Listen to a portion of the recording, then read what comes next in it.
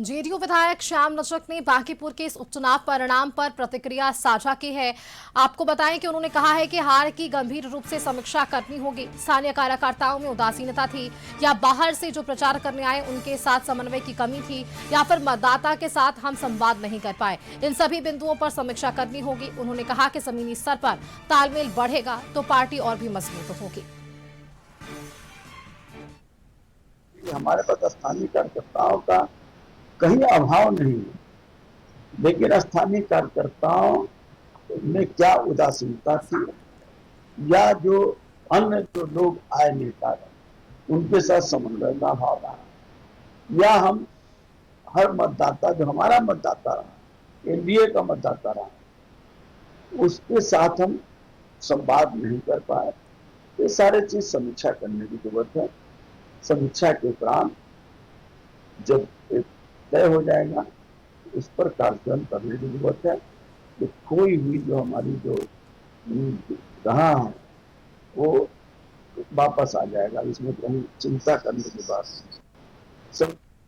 तो आपने वो तमाम प्रतिक्रियाएं सुनी हैं, इनके क्या कुछ राजनीतिक मायने हैं, एक बार चर्चा कर लेते हैं। हमारे साथ संवाददाता नीरज फोन लाइन पर जुड़ रहे हैं।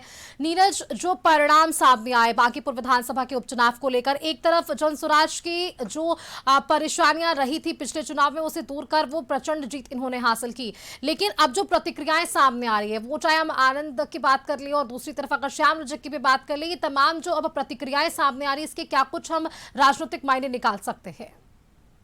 बिल्कुल, देखिए बांकीपुर उपचुनाव जो हुआ उसमें प्रशांत किशोर की बहुमत माने लगभग 20,000 के लमसम से वो जीत हासिल किए हैं। और इसके बाद जो है एनडीए में खटपट शुरू हो गया है।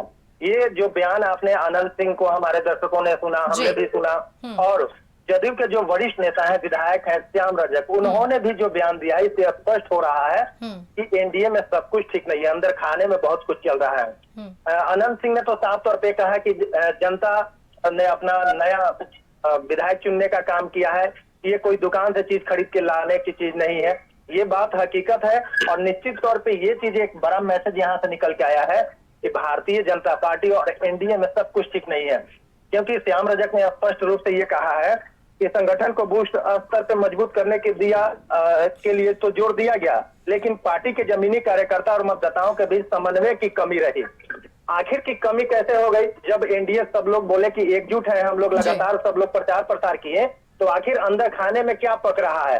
अब इससे स्पष्ट यही होता है कि अंदर खाने में कुछ बड़ा हलचल होने वाला है, और इसी को लेकर के श्याम रजक ने भी एक संकेत दिया है। अब देखना होगा कि श्याम रजक के बयान और जिसके बाद अनंत सिंह का भी बयान आया है, तो इस बयान के क्या मायने निकालते हैं। लेकिन अभी तक बीजेपी के तरफ से पूरी तरह से प्रतिक्रिया नहीं आई है। अब देखना होगा कि बीजेपी के तरफ से क्या कुछ प्रतिक्रिया निकल करके आती है। जी बिल्कुल नीरज, देखिए आपने प्रतिक्रिया की बात की है। हालांकि देखिए जो हार की जिम्मेदारी है नतन नवीन की तरफ से भी पोस्ट के जरिए बताया गया, मुख्यमंत्री सम्राट चौधरी ने भी शुभकामनाएं दी हैं, लेकिन जो फिलहाल की स्थिति बनी है और अब जो प्रतिक्रियाएं सामने आनी है उसके लिए इंतजार करना होगा कि आखिरकार जो हार की समीक्षा के बाद बीजेपी और एनडीए की तरफ से की जा रही है उसका क्या कुछ समीकरण बनता है। बहुत शुक्रिया नीरज आपका हमारे साथ जुड़ने के लिए।